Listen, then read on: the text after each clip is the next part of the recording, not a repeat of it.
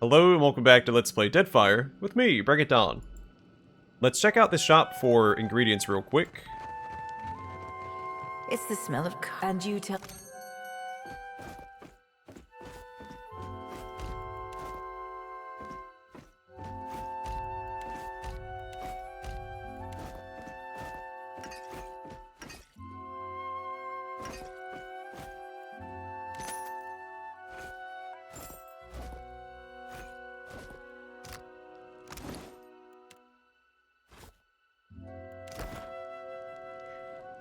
And now we'll set sail for Dunnage to see if we can't rescue Giacolo from the pirates who took him.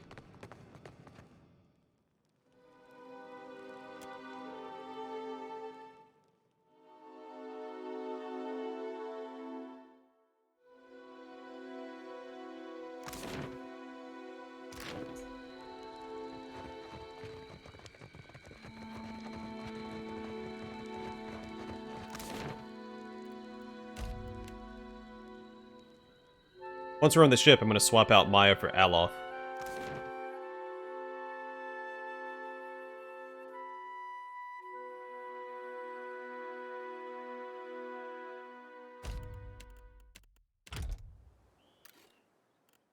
And away we go!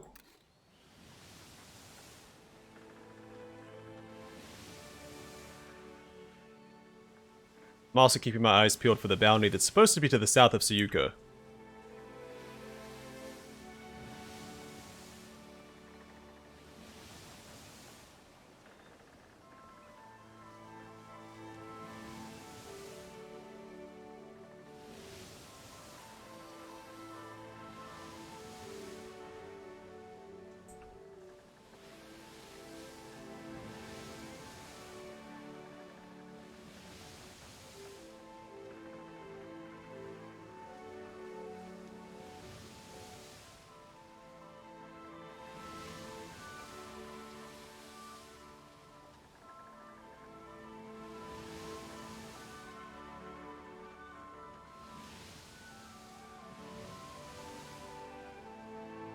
Well, we're too close to Dunnage now, but at least we know they're there. We'll track them down after we're done with Dunnage.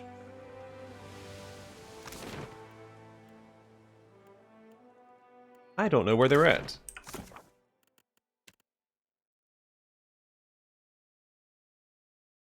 And this doesn't tell me. Alright, we'll start with Lifter's Refuge, then the King's Coffin, Radiant Court, and I doubt they're Balefire Beacon.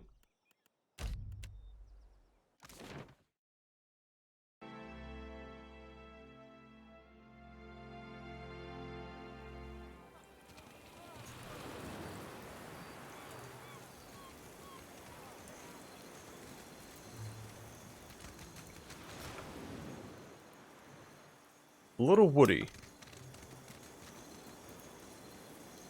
They're a godlike. This must be the right path. Keep moving. This here is for the crew of the Divine Barge. You ain't a part of it, so you ain't getting inside. I'm in the good graces of the Principe. Surely that should count for something. Listen, I'm from the Deerwood. We don't lick someone's boots just 'cause they're important. I won't even curtsy when I throw your ass out of here. Now get! Père Complanca, let us pass. I know you have Giacolo. I have known him since I was a girl in the Republics. So, why should I care? He saved my life. He has saved the lives of many of our kind. Whatever you think he has done, you have the wrong idea about him. A grimace twists her face. She rubs the fur on her right ear, looks to the door, then to you. Nod. Fine. I probably won't live to regret this. She turns to the door while sliding a key from a pouch at her waist. With a quick twist, the door is unlocked and opened. After you. She motions to the door.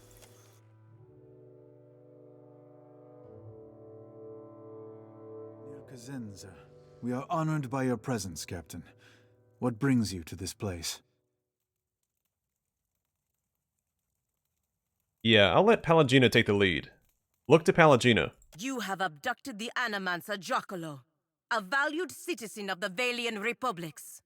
She steps forward. He enjoys the protection of the Duke's bells and bannets, and through them, the Frere Mas Meskankswalias. As a representative of the Brotherhood, I am here to negotiate his safe release. If Giacolo is not returned to us in good health, everyone involved in his kidnapping will face the wrath of the Five Sons. This, I swear. I see. We ourselves have been debating what to do with Giacolo for quite some time. Quetzalcoatl nods. Giacolo stands near the back of the room, nervously assessing you. Though he appears unharmed, he flinches at every movement the pirates make. Quetzalcoatl looks to the ceiling, apparently lost in thought. He sighs deeply and closes his eyes for an uncomfortably long time. At last, his head drops and he nods resolutely. We are lost in the woods. You will guide us out by traveling the branching paths of Altleja. Option 2. Squint and nod confidently. A forest is defined by its boundaries. There are a finite number of ways through a forest, just as there are a finite number of ways this can end. I know the ways out of the forest, but you will choose the paths to take. Very well. The captain draws forth a small wax tablet and a plain metal stylus. He scratches a few words on the tablet and lightly poises the stylus over the surface before looking to you.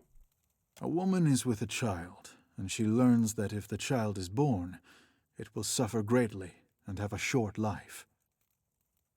If she ends the child's life before it truly begins, is this good or bad? This is going to be a tough quiz, isn't it? Saw enough of that during the Legacy. Answer simple enough. When they ended it early, that was bad beyond measure. And when they didn't, same thing.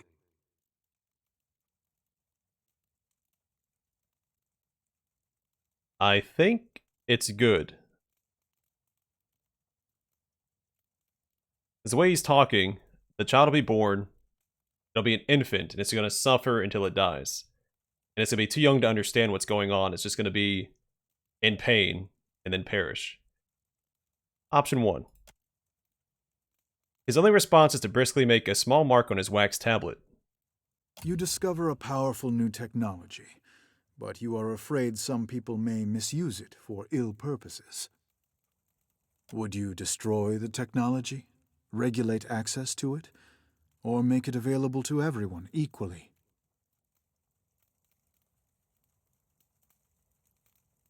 Watch that scroll back up. I wouldn't destroy it. I feel like someone else will just come along and reinvent it anyway. Certainly it should not be destroyed. It would only be a matter of time before someone else made the same discovery. Palagina and myself are on the same page. Well, there's always the potential for ill, but we cannot govern people by removing their choices. We must trust that reason and moderation will win out. He nods and looks to you. So Aloth is saying, make it available to everyone. And Palagino is fairly neutral. I think it's a tough call between being regulated.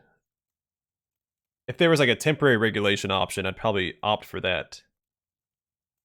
Introduce it slowly to the populace. But I guess if it's going to be misused, you don't want a few select people to have it, right? Because then it will be abused. That's a tough call. I'm going to go with option 1.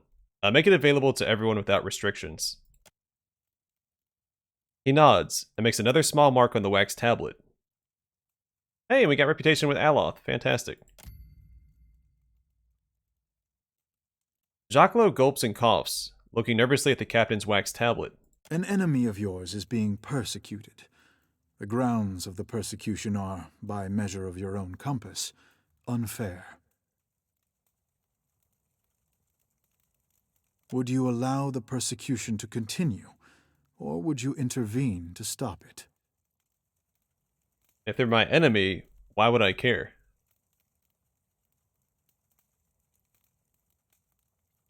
I don't like the cruel option. But it's not a disfavored disposition. Only aggressive and passionate are. So Yeah, allow the persecution to continue. He looks down at the wax tablet and makes a third small mark. When I answered that, I was thinking of Theus specifically. Because he's one of our prominent enemies in this game. Well, not this one specifically, but you know what I mean. He's our nemesis. Or was. The corners of Giacolo's mouth creep into a weak smile, and his body relaxes. You learn that someone who does great good for many people is unintentionally going to do great harm to many people. The harm may not be great, or it may be so great that it dwarfs the good they have done. You have an opportunity to prevent this by killing them. Do you do so? Yeah, I find that it's very extreme that you have to kill them. But I know this is not the answer he's looking for. This is a non-answer.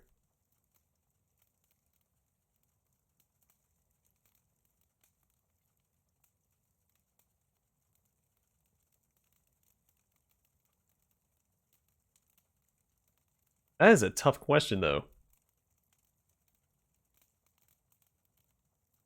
Like it's leaning a little bit into consequentialism, which I don't believe in.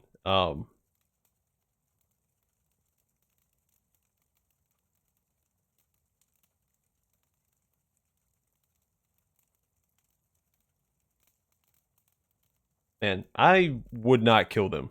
Very well. He makes a fourth mark on the tablet because, so even if I took option 3, it means I'm looking to not kill them or to just let it happen, right?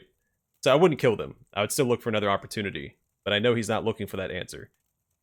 He makes a fourth mark on the tablet, then takes it in both hands, counting the tallies. Your path has led to this conclusion. We will release Giacolo and his research.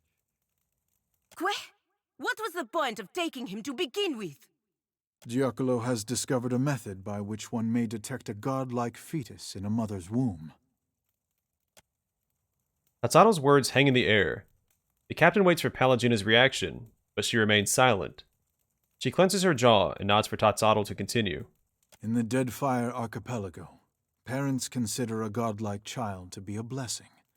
From Bereth and Helia to Andra and Galawain, all are beloved, save those of Scan. Appearing mutilated at birth, many godlike of Scan are killed with the tacit approval of the tribe. Those who aren't killed lead miserable lives.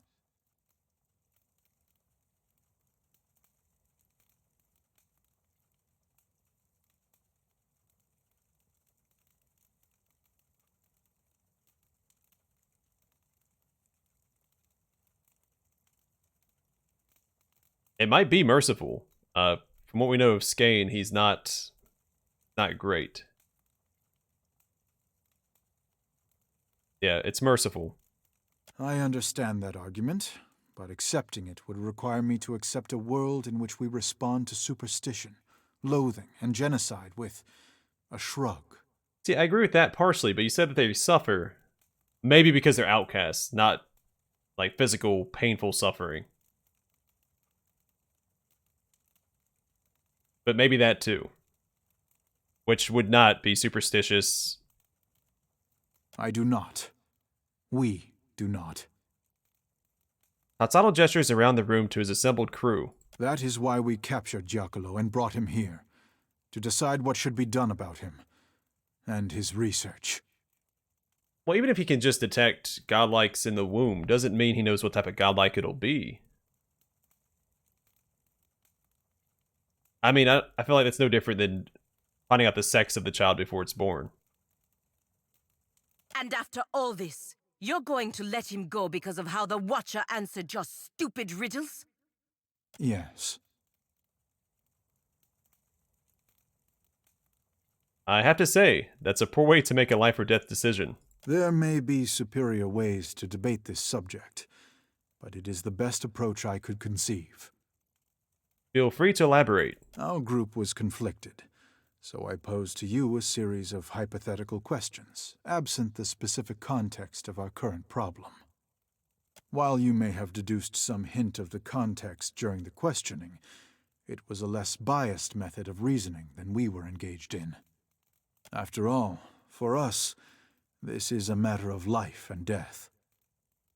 Say nothing. Mestre Giacolo and his research are free to go. Now, if you will excuse us, we must prepare for our next voyage.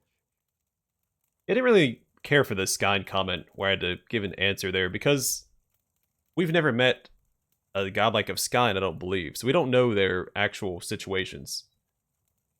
We know Batnir is not happy with his situation, but he's making do. So, it's a tough call. Pallegina looks to you and shrugs. As you wish. Farewell. I honestly do not know what those pirates would have done to Giacolo if we hadn't arrived. And now we have saved not only the man, but his research as well. Agressima, Watcher. Pallegina, is that you, my girl? The old man's face widens into a broad smile as he holds out his arms and awkwardly gambles toward Pallegina. Pallegina kneels down at Giacolo's approach and places her head against his chest, her arms around his thin frame. She closes her eyes and smiles as he holds her. I thought those pirates would have been the end of me. Not if I could do something about it. I owe you too much to let something happen to you over some nonsense. A shadow of concern falls over the old man's face. His forehead grows thick with roid wrinkles, and he gently pulls Pallegina to her feet. My girl, what that satyr said is not nonsense. He had good reason to be afraid. He looks to you for confirmation.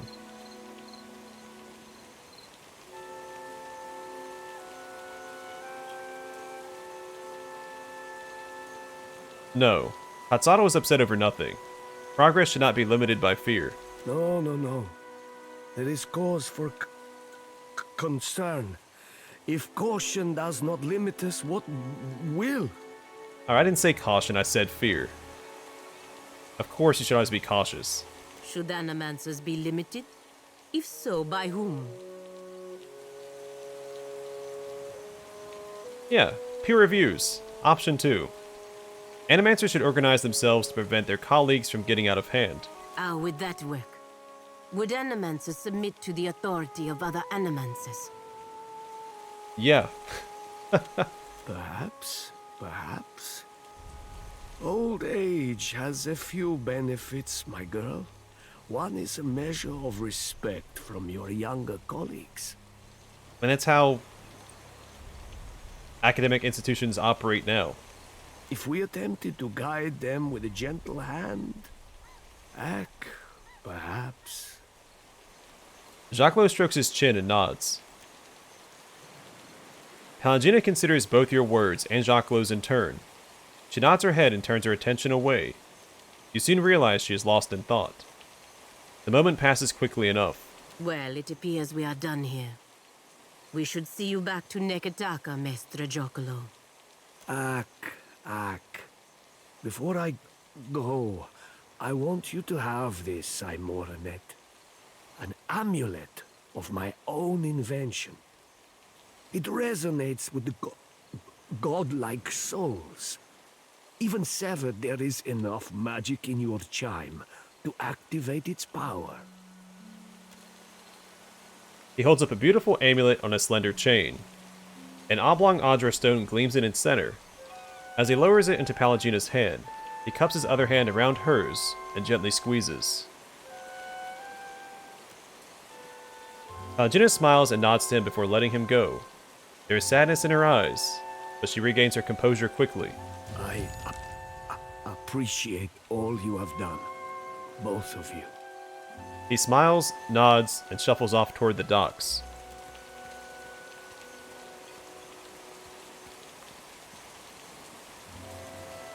Pallegina leveled up, and we got the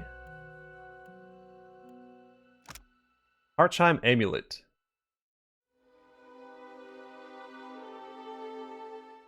So, different effects depending on which godlike you are. So, Nimbus of Death, Death Godlike or Watcher only. 5% chance to instantly destroy a kith or beast with less than 100 health on hit. That seems pretty significant. A Heartfire, a fire godlike only. 20% chance to convert 20% damage from fire keyword attacks to health. Lunar Heart, moon godlike only, grants Lunar Heart. Grants the wearer increased power level at nighttime. Nature's Shelter, nature godlike only.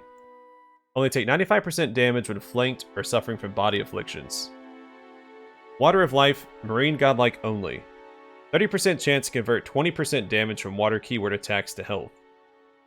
Winged Steps, avian godlike only. Plus 15 deflection against disengagement attacks, plus 10% stride. Decaying Presence, endings godlike only. 25% chance to reduce enemy beneficial effects by 3 seconds when hit in melee. So I can equip this, I guess because we're an avatar of Bareth.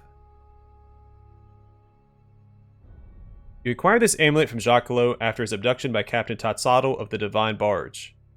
When worn, it produces a soft, harmonious song, almost like the toll of distant bells that quickly fades. Giacolo presumably created the amulet in connection with his research into the nature of godlikes, but his ultimate purpose for the item is unknown. Interesting. What does she currently have equipped?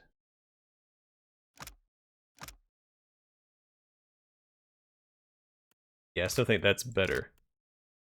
Though, equipping this on my main character might be worth it.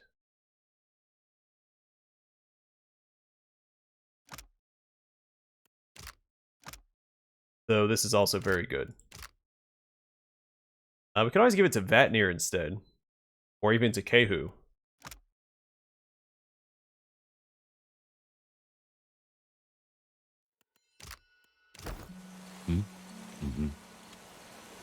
Let's level up Palagina, Athletics, and Intimidate.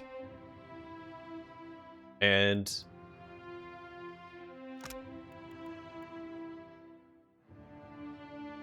how long does a skeleton stay around for? 3 seconds? Or 6 seconds?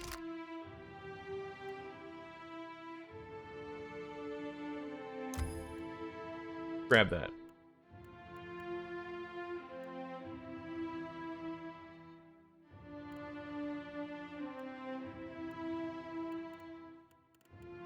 And I don't know. Spear. Tell me.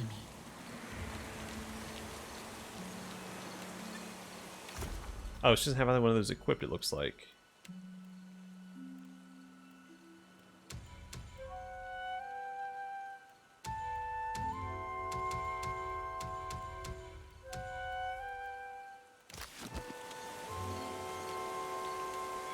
Tell me. I am ready. Let's talk to her real quick. Yes. You only have to ask. And nothing to say. Right.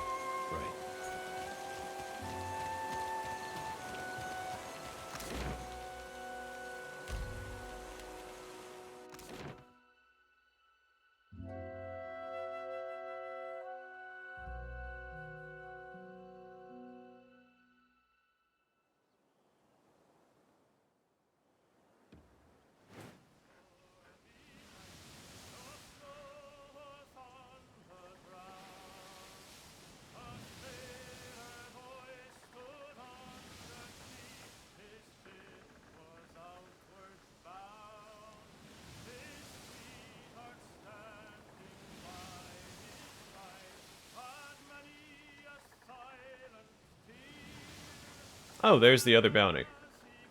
Let me take care of both of these real quick, I guess.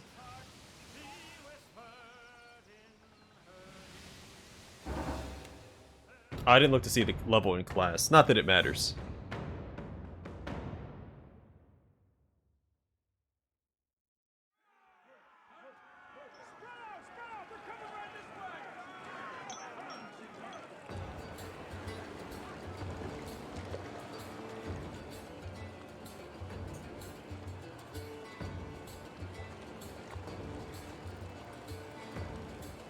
Oh, cool. So, since we have that equipped first, it does summon the skeleton before combat even starts.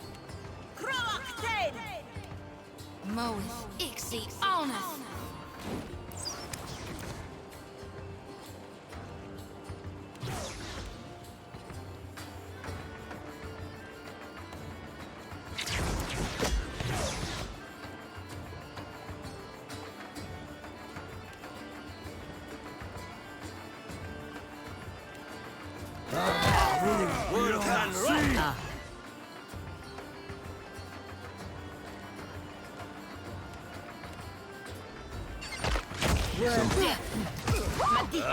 I need to try something.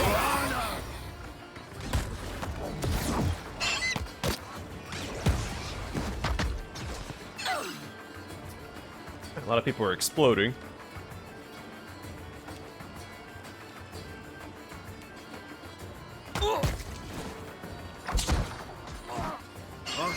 Good job, Constantine.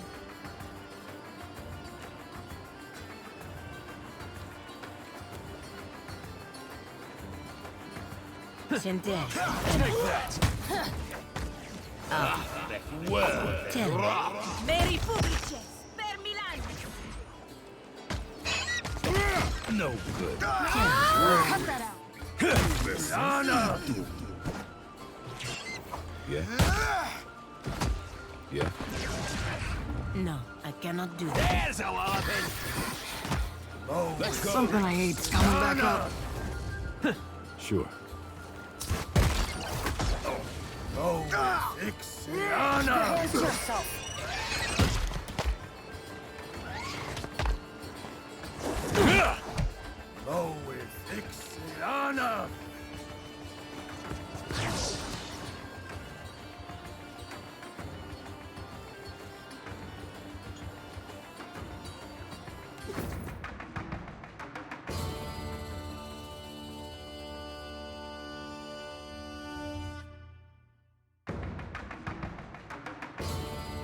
Alright. Gonna do Athena real quick. Then that should be all the bounties we currently have. And we should have probably cleared out the rest of them already. So we just turn them in as we talk to the bounty providers. I should grab the water first. Oh well.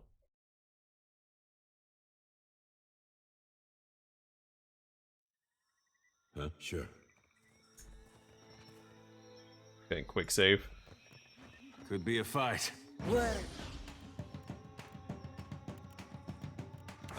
B. Sa.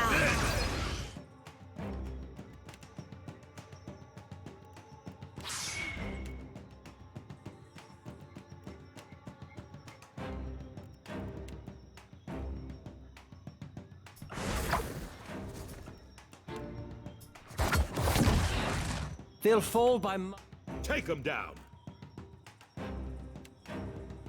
my hand.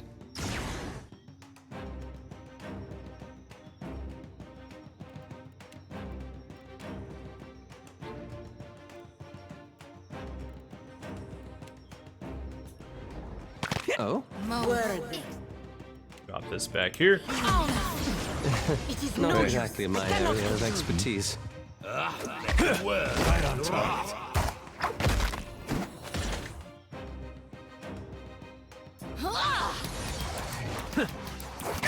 Hey, whose side are you Oh on? wow, that really hurt a dare.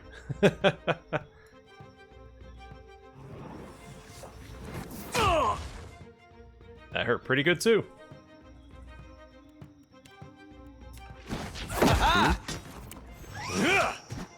I'm on it.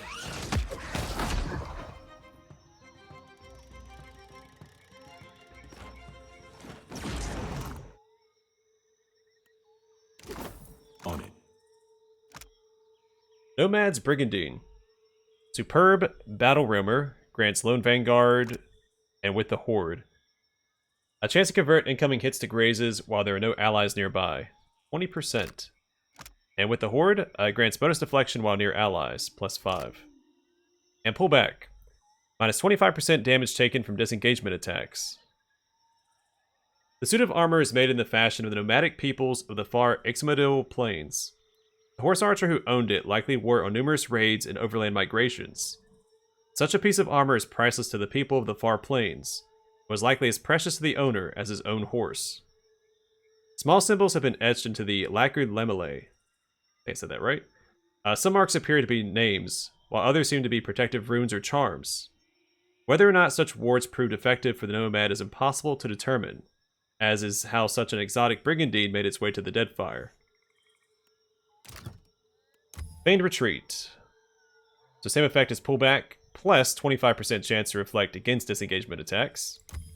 And tactical withdrawal, complete immunity to disengagement attacks. Ahead of the column, plus 5 deflection against melee weapons. And tail of the column, plus 5 deflection against ranged weapons. Hey. Of course. Map out this area, even though we know we're not going to find any loot.